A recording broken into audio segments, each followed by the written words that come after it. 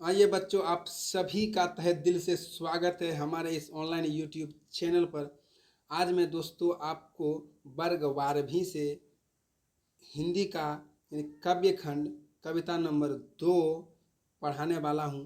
तो वीडियो में आप अंत तक बने रहें, वीडियो को लाइक करें, चैनल को सब्सक्राइब करें। आइए बच्चों, सबसे पहले मैं आपके समक्ष जो महान कवि सूरदास के बारे में बताता हूँ, उसके बाद हम डायरेक्ट पद के ऊपर आ जाएंगे दोस्तों।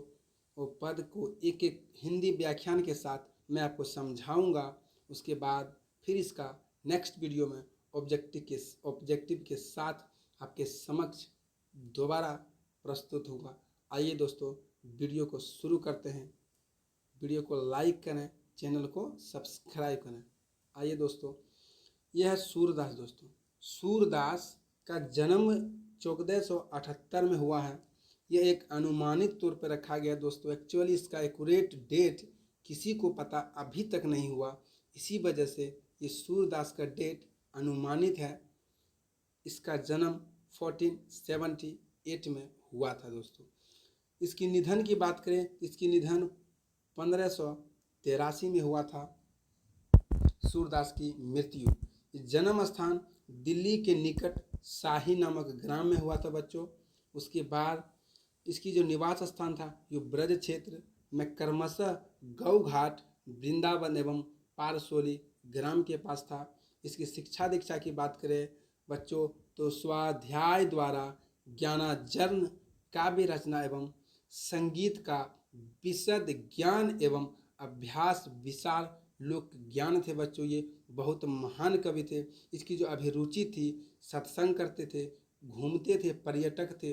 वो भगवान श्री कृष्ण का वैराग्य थे, भक्ति भाव में श्री कृष्ण से जुड़े हुए थे बच्चों।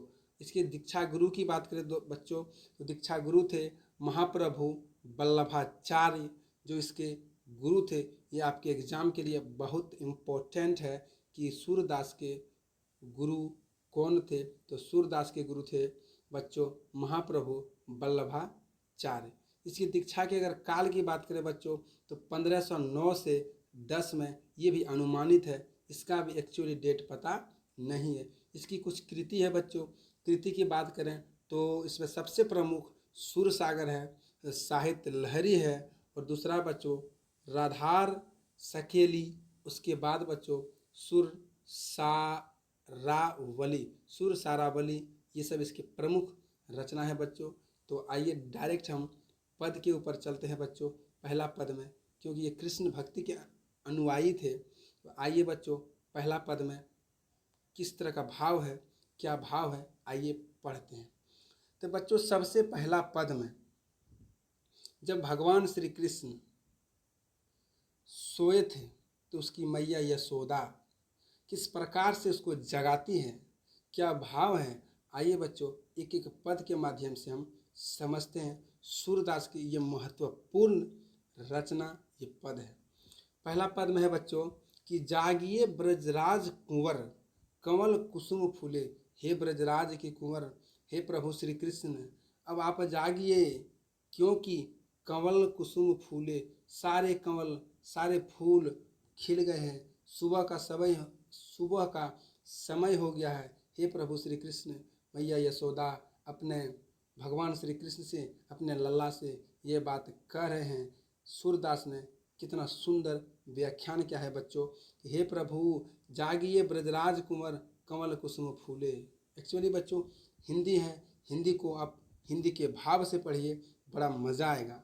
अगला है बच्चों कुमुद वृंद संकुचित भये, भृंग लता भूले। हे श्री कृष्ण, कुमुद वृंद संकुचित भये, हे प्रभु रात में खिलने वाला फूल संकुचित हो गए हैं, और भृंग लता भूले, और जो लताएं होती है बच्चों वो लताएं फूल गए हैं। हे श्री कृष्ण, हे प्रभु अब तो आप जागिए। तमचूर खग रोर सुनहु बोलत बनराई।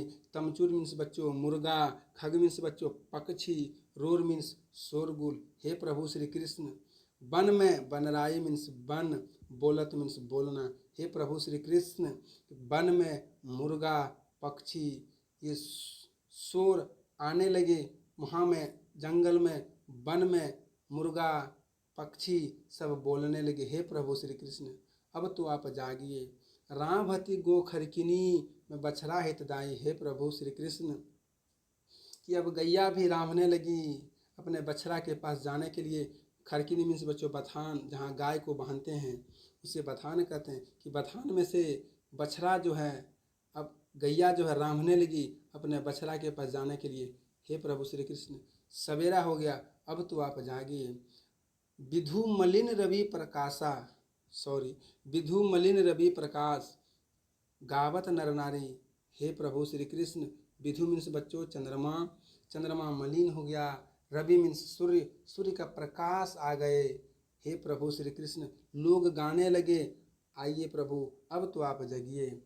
सूर्य श्याम प्रातः उठो, हे सूर्य श्याम हे श्री कृष्ण प्रातः उठो, सुबह उठो अम्बुज कर धारी। अम्बुज मीन्स बच्चों कमल, हे कमल के धारी अब सुबह उठो, प्रातः उठो, प्रातः उठो। बच्चों पद नंबर 1 में 1 में इसमें श्री कृष्ण को किस तरह से मैया यशोदा जगाती हैं ये भाव लिखे हैं सूरदास एक महान कवि ने। आइए बच्चों पद नंबर 2 की ओर बढ़ते हैं। इसमें क्या भाव है, किस प्रकार से मैया सूरदास ने श्री कृष्ण भगवान की, जो श्री कृष्ण भगवान थे उसके भोजन की व्याख्यान किया है कि कृष्ण भगवान किस प्रकार खाते थे अपने नंद के गोद में बैठकर। आइए बच्चों पढ़ते हैं कि जेवंत श्याम नंद की कन्या, कि जेवंत श्याम, श्याम मीन्स वही श्री कृष्ण, कि नंद उसके पिताजी, कन्या मीन्स गोद, कि नंद की गोद में बैठकर भगवान श्री कृष्ण बैठे हैं और क्या करते हैं बच्चों।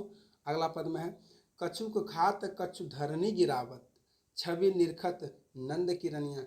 हे भगवान श्री कृष्ण कि कुछ खाते हैं कुछ धरती पर भी गिराते हैं। इस छवि को देखकर, इस चित्र को देखकर नंद की जो रानी है, नंद की जो पत्नी है, मन ही मन निरखती है, खुश होती है।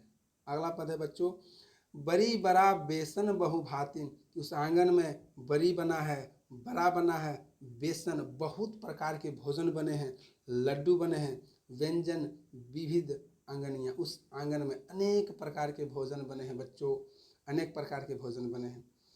अगला पद है बच्चों डारत खात लेत अपने कर, रुचि मानत दधी दुनिया। बच्चों दधी मीन्स हुआ दही, दुनिया मीन्स हुआ बच्चों मक्खन। कि डारत खात लेत अपने कर, अपने मन से भगवान श्री कृष्ण उसमें हाथ डालते हैं और निकाल करके खाते हैं। जो उसका रुचि करता है, जो उसका मन करता है, जितना दही खाने का मन है, जितना मक्खन खाने का मन है बच्चों, उतना भगवान श्री कृष्ण नंद की गोद में बैठकर अपने से हाथ डाल के निकाल के खाते हैं बच्चों। अगला पद है बच्चों इसमें मिश्री दही माखन मिश्रित कर, कि मिश्री दही माखन मिश्रित करी मुख नावत छवि धनिया, कि दही को भी मक्खन को भी मिश्रित कर दिया कि मैं मिला दिया बच्चों, और मुख नावत छवि धनिया, इस अपने मुख में लगा के भगवान श्री कृष्ण ने अपने मुख में लगा के इस छवि को उसकी नंद की रानी, नंद की पत्नी देख रही है। आगे है बच्चों आपुन खात नंद मुख नावत, सो छवि कहत न बनिया। सूरदास कह रहे हैं एक महान कवि कि अपने भी खाते हैं और नंद के मुख में भी खिलाते हैं। सो छवि कहत न बनिया, इस छवि को देखकर हमको कहने में नहीं बन रहा, हम क्या कहें। एक भगवान श्री कृष्ण, प्रभु श्री कृष्ण एक मनुष्य के गोद में बैठकर किस प्रकार खा रहे हैं, अपने भी खाते हैं, अपने पिता नंद को भी खिलाते हैं। इस छवि को देखकर हमको कहने में नहीं बन रहा है बच्चों, कहने में नहीं बन रहा है। ये कवि सूरदास कह रहे हैं।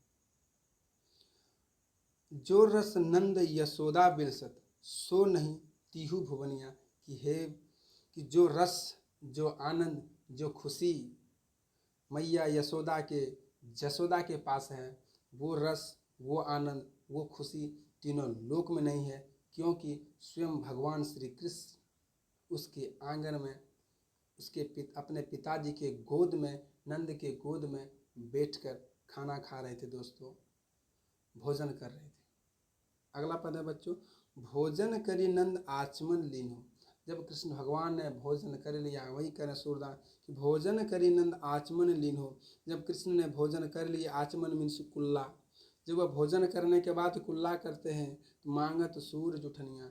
सूरदास कर, हे प्रभु, हम सिर्फ आपका जूठे का भूखे हैं कि प्रभु आप हमको अपना जूठा दे दें, मेरा जीवन धन्य हो जाएगा, धन्य हो जाएगा। तो बच्चों, ये था वर्ग 12वीं से पद काव्य खंड 2 जिसके लेखक थे सूरदास। तो बच्चों, आज के लिए इतना ही। Bye bye, take care. पढ़ते रहिए, हंसते रहिए, मुस्कुराते रहिए और अपने माता पिता का सेवा करते रहिए बच्चों। Take care, bye bye. बहुत बहुत थैंक यू इतना सपोर्ट के लिए बच्चों।